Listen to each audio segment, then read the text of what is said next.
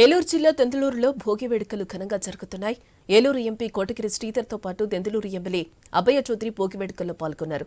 సంస్కృతి సంప్రదాయాలకు నిలువైన తెలుగు లోకిళ్లలో అందరూ సంతోషంగా సంక్రాంతి జరుపుకోవాలని అంటున్న ఎమ్మెల్యే అబ్బయ్య చౌదరితో మా ప్రతినిధి భార్గవ్ ఫేస్ టు ఫేస్.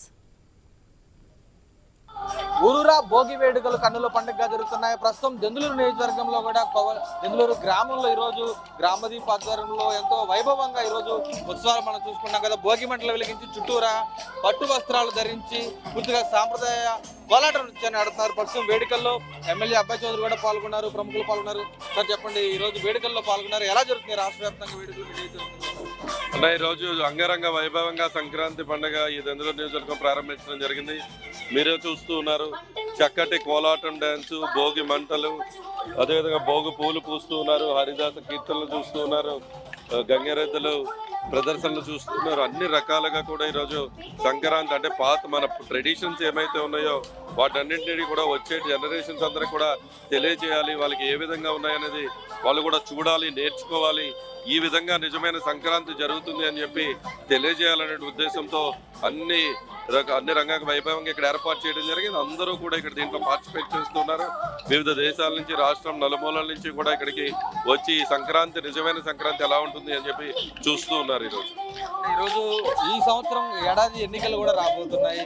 ఎటువంటి ఏడాది ఏ విధంగా ఉండాలనుకుంటున్నారు, ఏ విధంగా నిజంగా ఈరోజు రాష్ట్ర ముఖ్యమంత్రి, గౌరవ ముఖ్యమంత్రి జగన్మోహన్ రెడ్డి గారి తరఫున ఈ రాష్ట్రంలో ఉన్నటువంటి రైతాంగం అందరికీ కూడా ముందుగా సంక్రాంతి శుభాకాంక్షలు తెలియజేస్తూ ఉన్నాం. ఎందుకంటే వాళ్ళు పండించినటువంటి పంటకి వాళ్ళందరికీ కూడా నిన్న కూడా 2000 కోట్లు బాకీ ఉంటే దాన్ని కూడా నిన్న వాళ్ళ అకౌంట్లో డిపాజిట్ చేసి వాళ్ళందరిలో కళల్లో కూడా ఆనందాన్ని చూడటం జరిగింది.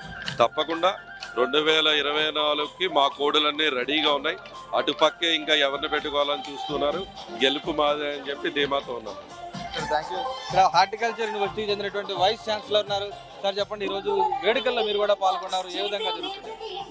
మొట్టమొదటిగా అందరికీ భోగి సంక్రాంతి కనుమ పండుగ శుభాకాంక్షలు. ఈరోజు ఈ కార్యక్రమంలో పాల్గొనడం నాకు చాలా సంతోషకరంగా ఉంది. ఇటువంటి కార్యక్రమాల ద్వారా ఇక్కడ అనేక సాంస్కృతిక కార్యక్రమాలు ఏర్పాటు చేయడం జరిగింది. దీనివల్ల మన సంస్కృతి ఇక్కడ ఉట్టిపడతా ఉంది.